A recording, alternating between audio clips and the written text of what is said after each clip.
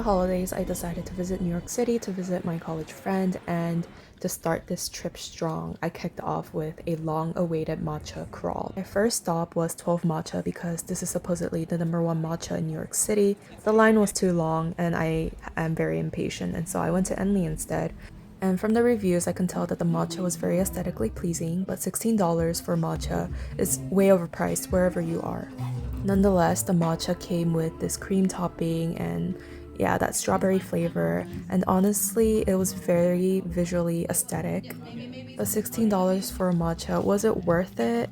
I mean, it had that creamy flavor, and the cream on top was not too sweet, but sweet enough, and so I really liked it, but I don't think I would get it again. Now on to something that never disappoints. Every time I visit New York City, I have a non-negotiable tradition, the pineapple pork bun at Mei Lai Wah, and I think I'm butchering the name. And yes, for someone who usually avoids pork, this pork gets a pass.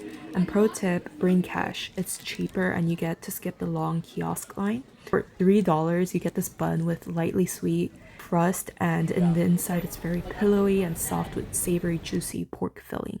Now on to my second New York City tradition, what I truly believe is one of the best pork buns on this planet.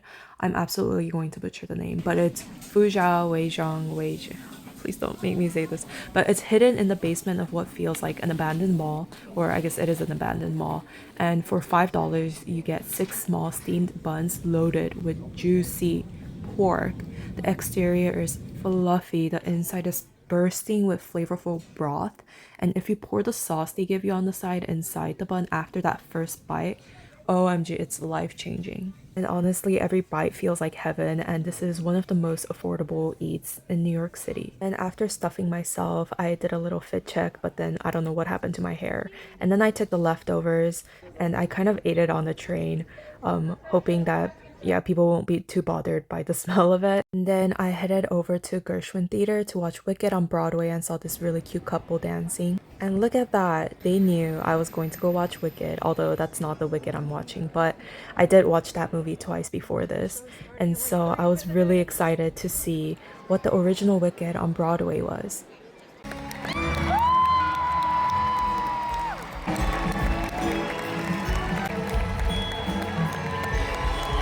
So good, and I loved it. It was such a full body 4D experience. After the show, I met up with my New York City friend who had just finished a massive exam for her quant job. I'm very proud of her, at the Rockefeller Center, and so it was really freezing, and so we stopped by this matcha cafe called Matcha Maiko, and I got a hot Hojicha latte to thaw my soul. I wanted another matcha, but I know I have to have self-control because I had matcha this afternoon, and Hojicha latte was very earthy and nutty, and I really loved the flavor. It was freezing outside, and so we decided to wander around the Rockefeller Center. We ended up at this vintage store with a lot of records and kind of just browsed through them, and look at that, Wicked again. It's like New York knew I was here for the Broadway show, and also my friend.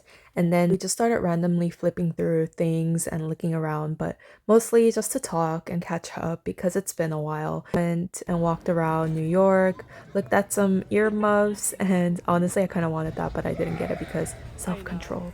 And then I saw this giant turkey on display for the Thanksgiving theme, and then we kind of just walked around and then ended up in K-Town somehow. And one thing I really love about New York is that there are just so many things to do and see, and every time I come to New York, I really love coming to Koryo Books, which is a Korean bookstore that also sells like K-pop albums and stuff, but they also have these Korean books that are kind of hard to get in America. And then we stopped by this snack store, like Asian snack store, and they had these like cool flavors of Lay's and other things like ramyeon, I don't know.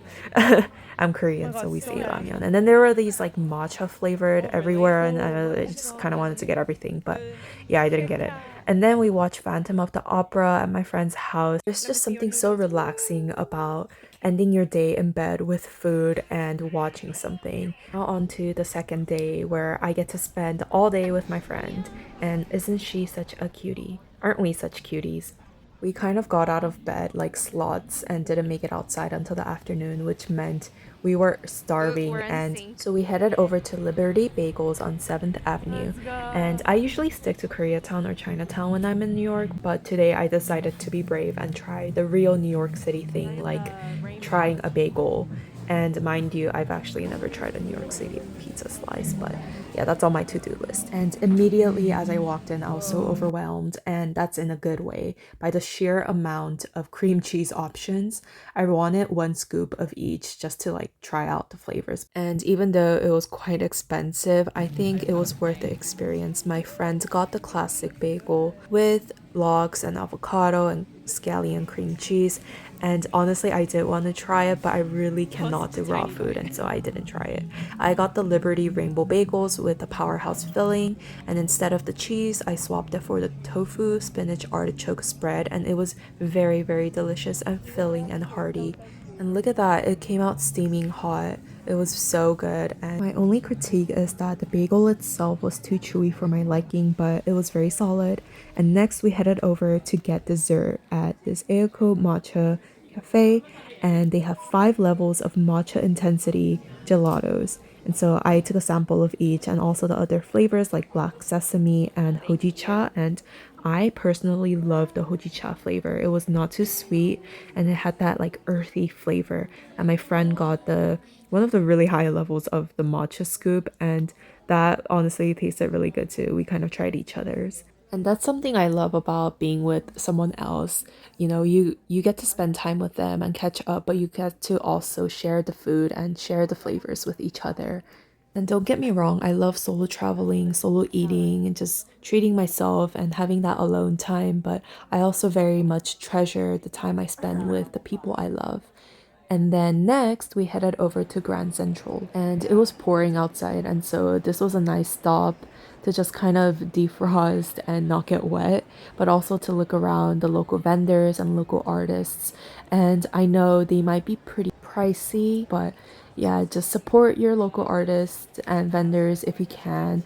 There are so many cute handmade cups and bowls and like handmade wooden cutting boards, and we can't go a day without having our hot matcha, and so we had that, and my friend had some yogurt desserts, and then we bought very overpriced tickets to AMC to watch Zootopia 2 and kind of sneaked in some snacks. Yeah, let me tell you, like, why did I come out here obsessed with an animated fox? Like, where is my Nick Wilde, guys? And it was so cute, and I definitely recommend watching it. Next, we headed over to Minnie's Ho, and this is a very dangerous spot for me because I never come out empty-handed. Spent $45. So cute. $45. I got a kid. Yes, I came out $45 poor, but was I happy? Yes, so that's all that matters. And next, we stopped at Everydaily to get some food because I was a little hungry.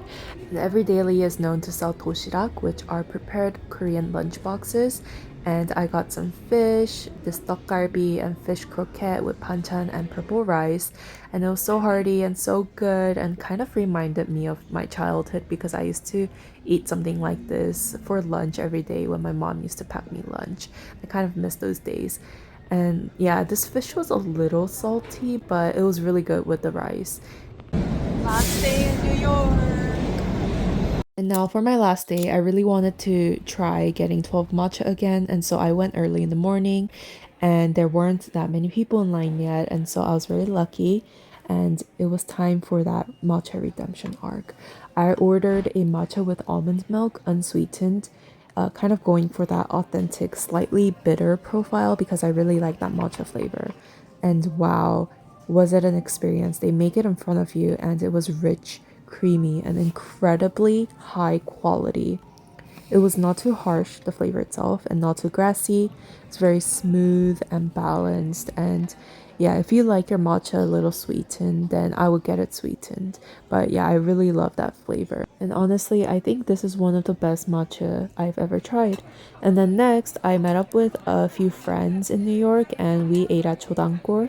And this place is a very famous Korean restaurant that make their tofus in-house every single day. And even arriving 10 minutes after opening on a Monday, we had to wait over 40 minutes, which tells you everything you need to know about this place. And this is hands down one of my favorite Korean restaurants in New York City. I ordered this perilla seed sundubu with a spicy pollock lunch combo, and the price was very decent for the amount of food and quality we got. And the banchan, they were all homemade and fresh and refillable and very dangerous because we refilled that many times. My friends also had some sundubu as well with their side dishes. And of course, I still had room for dessert because apparently I have a separate stomach for sweets. So we stopped by Seoul Sweets and they have so many different types of desserts, but I got the mugwort Einsteiner. And mugwort is a very Korean flavor and is very earthy, herbal, slightly bitter, nutty, and almost tea-like. It's comforting and nostalgic, like something your grandma would approve of. And then, yeah, I really love that drink. Honestly, I might go back for it if I ever come back to New York. And then we stopped by Tous Les Jours, which is a Korean pastry shop that with so many different Korean flavors and pastries. And look at that bread, it was like the size of my friend's face. My friend got this purple sweet potato cream bread and it was very soft and lightly sweet. And then on my train ride to Boston, I got samgyetang from Woorijib, which is a traditional Korean ginseng chicken soup made with a whole young chicken stuffed with sticky rice, ginseng, jujubes, and garlic. And that wraps up my New York City trip.